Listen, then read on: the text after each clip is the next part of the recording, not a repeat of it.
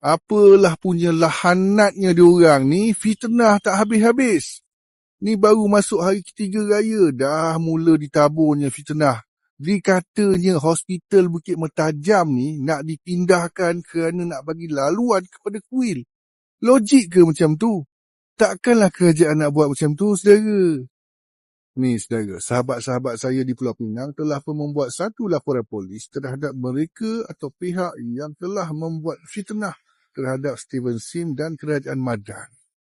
Cuba fikir logik sikit lah. Tak ada sebabnya kerajaan nak tunduk. Bila kita tengok komen-komen tu, aduhai, sedih. Kan? Yang terpedaya dan terpercaya dengan fitnah ni. Bahaya, saudara. Boleh menimbulkan kekicauan awam. Jadi kita ni sebagai rakyat yang rasional, kenalah menilai sesuatu perkara tu dari segala sudut. Kena tabayun dulu, usul periksa dulu dan jangan sesekali sebarkan benda yang belum tentu sahih.